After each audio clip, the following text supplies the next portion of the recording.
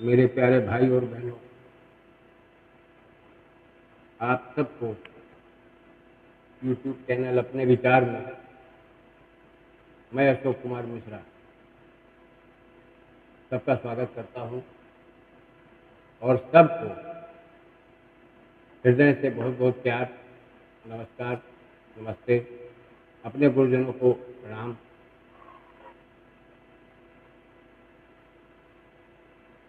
मैंने पहले जो वीडियो डाला था लग्न, नक्षत्र, वार के विषय में, हमारा उद्देश्य ये था कि जो साधक गण है वो इस चीज के बारे में समझें, क्योंकि साधना ऐसे नहीं होती। पहला सिद्धांत लेना पड़ेगा आपको, जिस दिन आपका जन्म हो, जिस नक्षत्र में हो, जिस तिथि में, ये तीन चीजें अवश्य आपको पकड़नी पड़ेगी। क्योंकि भले ही क्रूर लग्न में, क्रूर नक्षत्र में आपका जन्म हुआ है, आप उसकी चिंता ना करें। जो जिस नक्षत्र में आपका जन्म है वो आपके मित्र हैं, जीवन में यही आपको तरक्की देंगे, सारे मार्ग में बाधाएं यही हटाएंगे। ठीक उसी बात को लेकर के आज जो गुरु परंपरा से जुड़ने वाले जितने भी मेरे भाई और बहन हैं, जितने साधक हैं, उन सबको मैं एक विशेष महीने के और किस महीने की कौन से पक्ष की कौन सी तिथि हो, तो उसमें आप अपनी साधना का शुभारंभ करें। जो शिक्षा के क्षेत्र में बच्चे हैं, अगर उस हिसाब से आप चलेंगे, बच्चे हमारे सब ध्यान देंगे, तो उनको कामयाबी हाथ लगेगी। वो कभी निराशा नहीं हाथ लगेगी, वो निराश नहीं होंगे, हताश नहीं होंगे। इसलिए मैं ये वीडियो आज डाल रहा हूँ। कारण ये कि मेरा साधना क्षेत्र है, हमारा कोई दूसरा साइंस का विषय नहीं है। लेकिन साइंस, इसको चाहे समझ लो या अपनी विज्ञान, जो वैदिक विज्ञान है, उसके बारे में जान ले। तो इस वजह से मुझे आज ये वीडियो बनानी पड़ी। मेरी तबीयत अस्वस्थ होने के कारण मैं कई दिनों से वीडियो नहीं बना पाया। इसके लिए आप क्षमा करें और ध्यान दें। चैत्र के महीने में साधक अगर दीक्षित होता है, दीक्षा लेता है, या मंत्र की शुरुआत करता है, या मंत्र को प्रारंभ करता है अनुष्ठानिक प्रक्रिया के अंतर्गत या साधना के अंतर्गत, ऐसा अगर कोई व्यक्ति करता है, तो चैत्र मास की शुक्ल पक्ष की त्रयोदशी हो, चैत्र मास की शुक्ल पक्ष की त्रयोदशी हो, उसमें आप गुरु के द्वारा नामदान लें। गुरु के द्वारा जब कोई मंत्र की जागृति के लिए आप प्रयत्न कर रहे हैं, तो उसके विषय में भी आप अपने गुरु से मशविरा लें। और वो मंत्र भले ही आपको ही लिख कर देना पड़े गुरु को, और गुरु वो पढ़ करके सुना दे, तो तुम्हें कामयाबी मिल जाएगी। क्योंकि इस तिथि में चैत्र के माह के शुक्ल पक्ष की जो त्रयोदशी होती है, इसमें पुरुषार्थ की सिद्धि मिलती है साधना करने वाले को, दीक्षा लेने वाले को और शिक्षा ग्रहण करने वाले को पुरुषार्थ की सिद्धि मिलती है।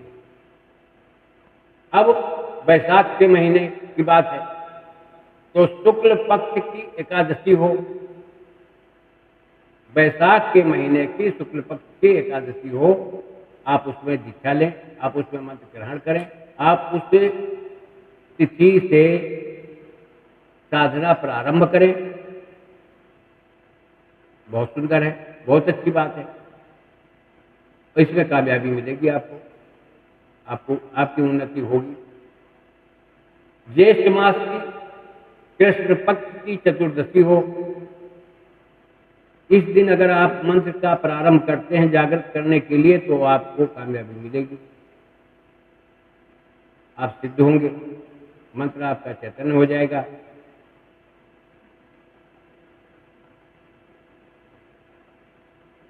आषाढ़ मास की पंचमी और गुरु पूर्णिमा जो कहलाती है, इन 2 तिथियों में अगर आप मंत्र गुरु करते हो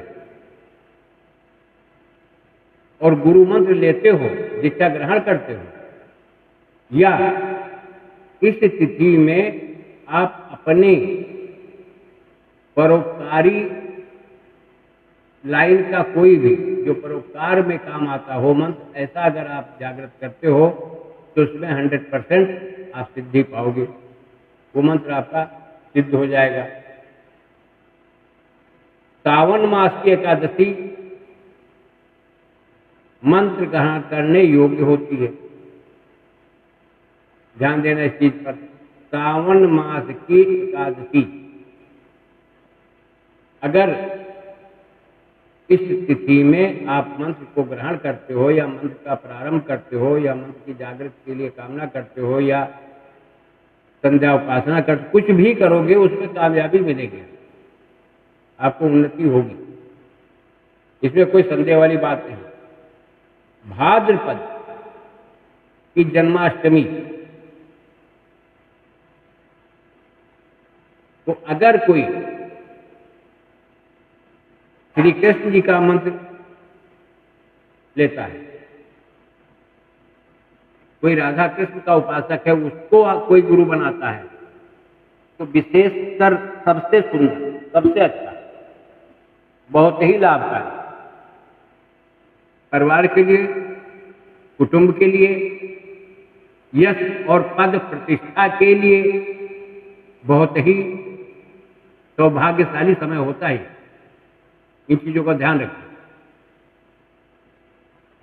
अब अश्विनी, जिसको हम लोग कुंवार कहते हैं, मास की महाअष्टमी, जो अष्टमी आती है, चाहे शुक्ल पक्ष की हो चाहे कृष्ण पक्ष की हो, ये महाअष्टमी कहलाती है। इस तिथि में आप मंत्र को ग्रहण करो, चाहे नया हो चाहे पुराना हो, चाहे आपका रिपीट किया हुआ, जिसमें आप रिपीट खा चुके हो, जिस मंत्र को जपते जपते फेल हो चुके हो, जिससे उम्मीद टूट चुकी हो, जिससे विश्वास उठ चुका हो, मेरे भाई मेरे कहने पर आप इतना करें, आपको कामयाबी मिलेगी, आप आगे निकल जाओ, हताश मत हो।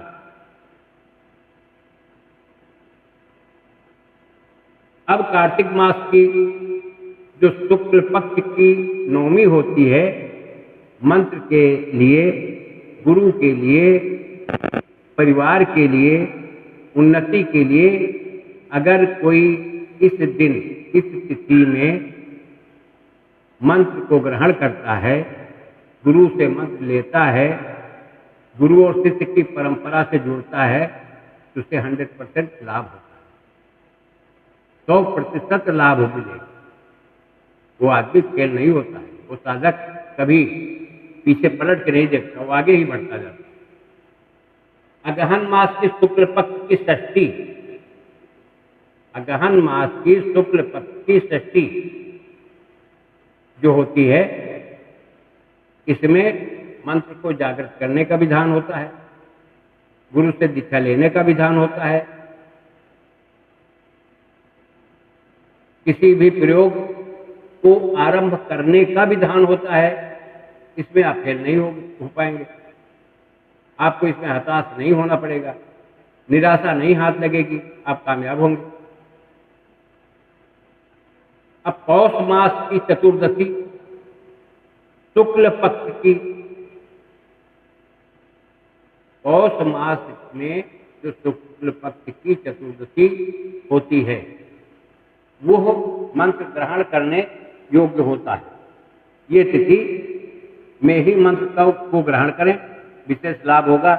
अन्यथा इसमें फायदा क्या है, आपके पितरों को नया जन्म मिल जाएगा, आपका पितृदोष उतर जाएगा, आप पितृदोष से मुक्ति पा जाएंगे, कालसर्प योग आप पर कोई प्रभाव नहीं दिखा पाएगा, ग्रहों का उल्टा प्रभाव, जो विपरीत क्रम चलता है, वक्र दृष्टि जिसको कहते हैं, वो वक्रता खत्म हो करके तुम्हारे कार्यों में सुलभता मिल जाएगी। इन चीजों पर ध्यान देना आप लोगों के लिए आवश्यक है। मैं इसीलिए शुरू से मेरा ज्योतिष कोई विषय नहीं है, एस्ट्रोलॉजी मेरा विषय नहीं है, लेकिन मैं साधक हूं, तो मुझे अपनी आवश्यकताओं के अनुसार जो कुछ जरूरत पड़ती है उतना भली भांति मुझे जानकारी रखनी चाहिए।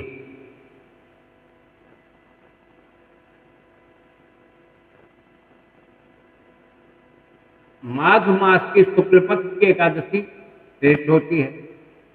आप इसमें प्रारंभ करें, लाभ मिलेगा, 100% लाभ मिलेगा, आप फेल नहीं हो पाएंगे। मंत्र की साधना करो, इसमें गुरु से दीक्षा लेकर करो या अपने आप करोगे। जितने बच्चे हमारे पढ़ने लिखने वाले हैं, स्टूडेंट लाइफ के हैं, वो सब किसी भी कोर्स का अध्ययन करना है या किसी भी सिस्टम को अपनाना है, किसी विषय पर विशेष अध्ययन करना है, रिसर्च करना है, तो उनको माघ मास की शुक्ल पक्ष की एकादशी उन बच्चों के लिए श्रेष्ठ है। अजमा कर देख लो। अब बाकी बचा फाल्गुन मास। तो फाल्गुन मास शुक्ल पक्ष की जो षष्ठी होती है, वो मंत्र दीक्षा के लिए विशेष लाभकारी होती है, क्योंकि यहां से एक नए जीवन की परंपरा की शुरुआत होती है। जैसे हिंदू साहित्य, हिंदू ग्रंथ, हिंदू पंचांग में चैत्र का महीना ही प्रथम माना गया है। इसमें होता क्या है कि आप जितने भी औषधीय पेड़ हैं, जितने भी फल फूल वाले पेड़ हैं, इनमें सब में नई कोपल पाएंगे, नए फूल पाएंगे, नया जीवन इनमें पाएगा, नया परलोक मिलेगा आपको। तो इसका मतलब ये सृष्टि की एक नई प्रकार की सृष्टि पल्लवित हो रही है, नया जन्म हो रहा है। उसी तरह से वही उमंग, वही भाव, वही उल्लास आपके अंदर पैदा होगा, नए विचार पैदा होंगे, नई सोच पैदा होगी। इसलिए इन जो तिथियां हैं, जो मास की तिथियां हैं, कृष्ण पक्ष की हैं, शुक्ल पक्ष की हैं, आप इनके विषय में अगर साधनारत कोई भी प्राणी है, इस विषय में प्रथम जानकारी कर लें। बहुत से लोगों को मैंने देखा है कि लंगोटी लगाए घूम रहे हैं, अकेले बैठ के सीताराम जप करें। सीताराम एक श्रद्धा का विषय है, विश्वास का विषय है, आत्मा का विषय है। किसी चीज को स्वीकार कर लेना और वो चित्त धारण कर ले, ये उसका विषय है।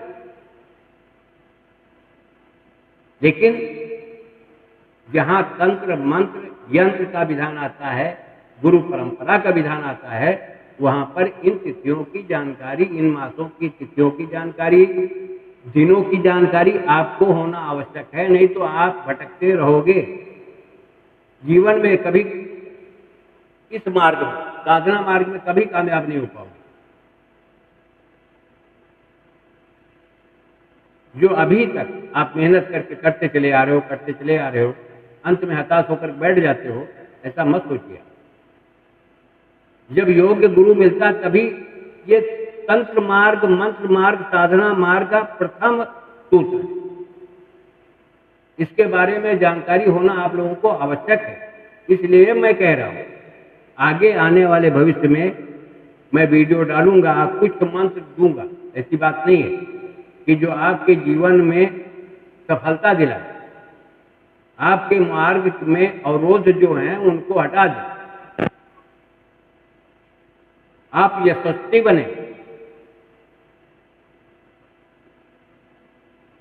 समाज को आपकी जरूरत पड़ जाए और आप किसी के काम आ सकें। और नहीं तो कपोल कल्पित कल्पनाओं में खोकर ही रह जाओ। समाज का हर व्यक्ति एक दूसरे को इस्तेमाल करना जानता है, इस्तेमाल हो जाओगे, कुछ नहीं हाथ लगेगा। आज मैं अपनी वाणी को इसी जगह पर विराम देता हूं, और अगर मेरे सुझाव, मेरा वीडियो आपको अच्छा लगता है तो मेरे भाई, मेरे बहन, मेरे गुरुजन और जो भी शिक्षा में रत हैं मेरे बच्चे, अगर आप थोड़ा सा हमें भी आत्मबल देंगे तो आप सब्सक्राइब करिए, लाइक करिए, शेयर करिए, 4 लोग और फायदा उठाएं। अगर आपका इतना करने में कुछ अहित नहीं हो रहा है, मेरे भाई, मेरी आप लोगों से हाथ जोड़ के प्रार्थना है कि आप लोग मेरी इसकी मदद जरूर करेंगे। आगे आप ही के हित के लिए, समाज के हित के लिए मैं कुछ न कुछ जो मुझे ज्ञान है, किताबी अध्ययन नहीं, थ्योरी नहीं, जो मुझे ज्ञान है, प्रैक्टिकल जितना नॉलेज है, मैं डालता रहूंगा। आप लोग सहयोग करते रहोगे तो जो मुझसे हो सकेगा मैं आपका मार्गदर्शन करूंगा। इसी के साथ आप लोगों को बहुत बहुत प्यार, हृदय से आभार। जय राष्ट्र, जय भारत, वंदे मातरम।